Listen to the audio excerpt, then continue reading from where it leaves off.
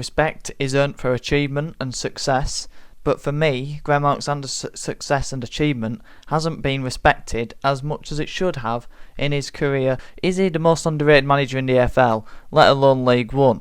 Because for me, Graham Alexander, now it's obviously concentrated on Bradford City, but what he's done aside from Bradford City as well, he's never been a failure. He only got 13 games at MK Dons. For me, that's a failure on MK Dons' behalf. Salford, he should have been given longer. It's a failure on Gary Neville's behalf because he admitted it himself. He said that was the biggest regret I have in football in sacking Graham Alexander.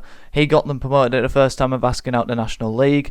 He got Motherwell out of the relegation zone and into Europe for the first time of asking in his tenure.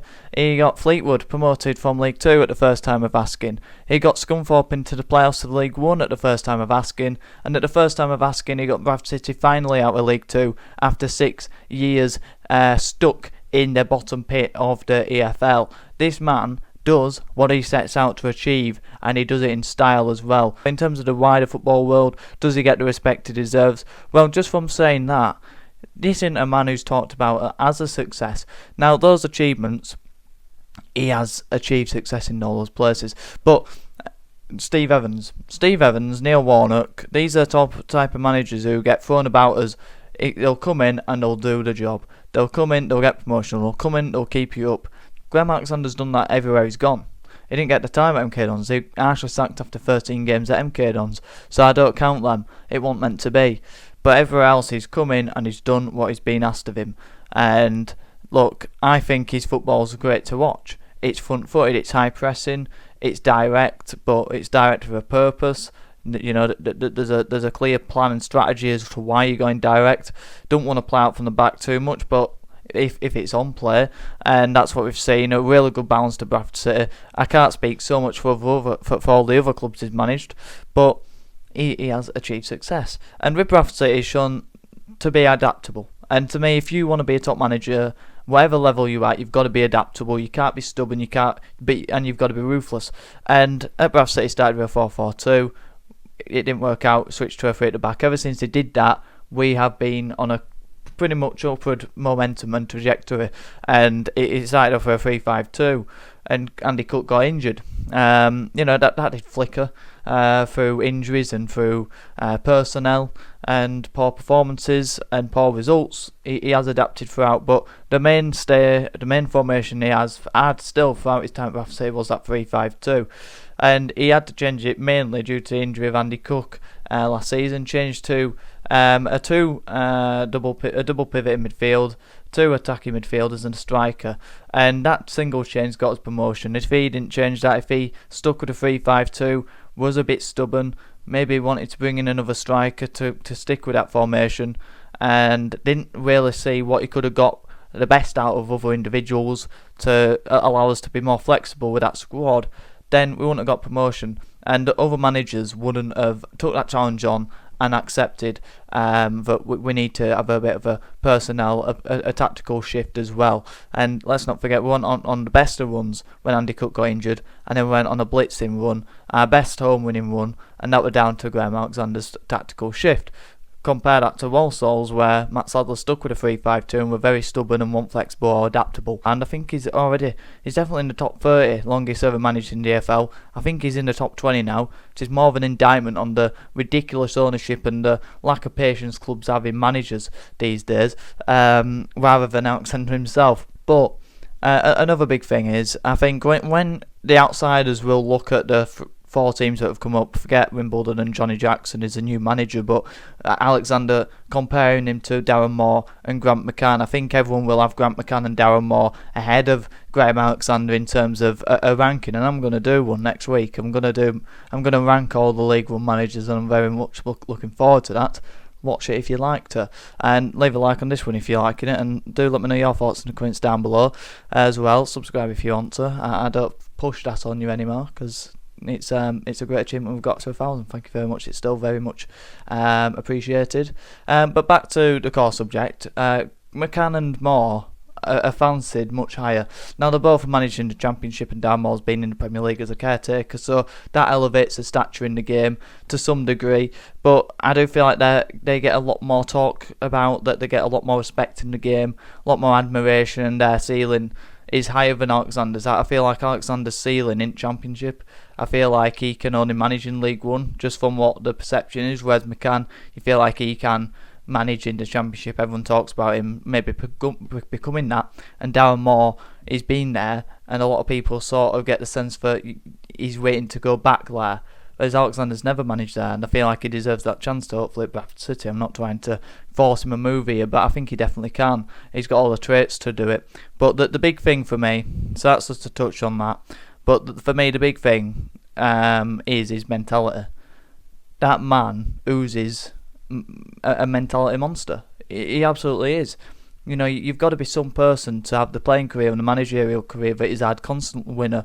He drives for success. He don't accept defeats. No one does, but a lot of managers are happy to lose in the the crappy cup. A lot of managers are happy to get knocked out of the Carabao Cup. He hates losing. That's why we got to the semi-finals against Wickham and the semi-finals against Birmingham, or might have been quarter-finals against Wickham, and we came very close in both games. He wants to win every game. The pre-seasons are relentless. The Austria one, Stephen Humphries came out today and said he was physically sick in front of Alexander and then kept running just to impress him. That's the type of guy he is. He has that aura. He uses class, does Graham Alexander. That is the type of man management that you need, and that's what it warrants. But I had a listen to his interview with the Greatness on Demand podcast. It is a great podcast, and I love the fact that they're just doing Bradford City legends and heroes and icons of the football club, because that's what we all want to see, don't we? And it really is great, really deep diving as well into the minds. And Graham Alexander, you really saw his mentality, how it came across. But if you haven't watched it, do watch it, and then you'll see where I'm coming from, where he don't get the respect he deserves for me, just for how much how much he uses in class and mentality. And the Richie Smallwood thing, he was ruthless, and he has been ruthless with taking players out of the football club if he don't fancy them, deciding that they're not going to be good enough. And a lot of players have actually spoke about him previously, but you find that, you know, Stephen Davis hates Phil Parkinson, the best Bradford City manager ever, best Wrexham manager ever. Colchester fans love him. He's again been a success wherever he goes. Players find bitterness where they don't get the success that person has had, and it's very jealousy. So I think it goes to show that Phil Parkinson was very much right to not fancy Stephen Davis, and Alexander might not be right to fancy other players who he's got rid of. So I think that's the way it goes. And but Richie Smallwood was a fantastic player for us, captain, leader and legend, and he will be down as that forever, because he was the second person to win promotion as a captain for us this century, which is mad, ridiculous and crazy, and it shouldn't ever be a reality, but it is. And that's second to Gary joint with Gary Jones, who is an icon in this football club. So Richie Smallwood should also be around that level, if not matching Gary Jones. Obviously he didn't captain us in a League Cup final, which is absolutely crazy to even think about that word prospect 13 years ago. But he obviously like to get rid of him. No other League One manager wanted to have a gamble on Richie Smallwood, have a punt on him. I think he could have quite easily done the job, but he was ruthless, and he thought, no, we're bringing in Max Power. And for me, if you're going to replace a player like Richie Smallwood, you've got to bring in someone who's better, and Max Power is, and he's had a better ceiling in the game as well. Ruthless. That is Graham Alexander. Another thing is, he loves this football club. He's ingrained in the culture of this football club. He's turned the football club from a club that were looking perilous, and we're in trouble. We're in big trouble, and we're going to languish in League Two. And we had troubles with ownership, and it was a dark place.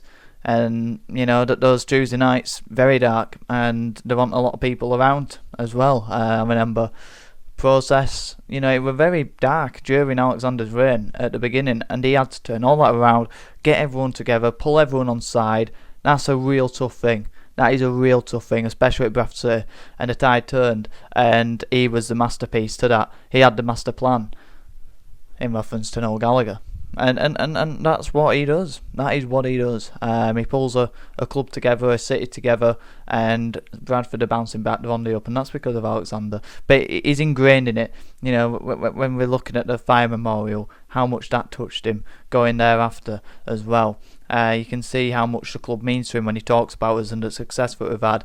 You can tell he's done his homework on the history, how the fans want to see the football team play. It's a big thing. And he's really made sure that he's ingrained in that. He loves the football club, he loves the city, and he loves the culture of the club as well, and he's built that up with his players and with his team and doing it his way, also in the way of how a Bath City team should be represented, and the identity is there of what we want to see on that football pitch, and that's going to carry through into League One. And what is the ceiling for us in League One? Maybe Alexander's going to break through his ceiling and reach the Championship, and I think he will at some point. But I don't feel like it's getting talked about that he can get to that point. That's why he's underrated. And for me, I think a lot of people would say Graham Alexander, bottom half League One manager in terms of if they were going to rank him, and I'm going to next week. I think a lot of people would have him in the bottom half of that. And your Tom Cleverleys and your Cardiff managers in the Man City Academy and at Rochdale, a lot of people would have him higher just because of his credentials and what he could be and his potential. Well, because Alexander's 53, because he plays direct football and it isn't roke ball, and he being at the age of Stevens and Neil Warner quite yet, when he gets to 60 and he keeps going how his career's going, he's going to be mentioned like them. He's the next in line of them. But he's too young to be them, so he ain't got the respect to them that they carry. But then he's not young enough to be talked about as one of the best upcoming managers because he's too old, and you don't get the respect and appreciation that you deserve. That's why he's underrated. Talking of ceilings and chimneys, have you heard the price of chimneys these days? They're through the roof. That were bad. Anyway, like the video if you did. Comment your thoughts in the comments. Not anywhere else, otherwise it's quite pointless, and I'm looking forward to seeing them. Subscribe if you're new, and if you like the video, please do it. It's massively appreciated all the support we've been getting over the last few months, and going into the start of this season there's going to be videos pretty much every daily, most days there should be, so keep tuned and have a good one.